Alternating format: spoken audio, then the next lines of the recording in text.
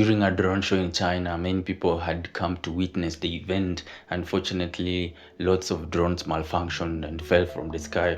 You can see from the video, it looks as if it was raining drones, many of them falling down, and the good thing is no one was hurt. They say that most of the drones fell into the ocean. This event had over 2,000 drones and roughly around 600 of them malfunctioned and fell. I hope you enjoyed the video. Watch it and see.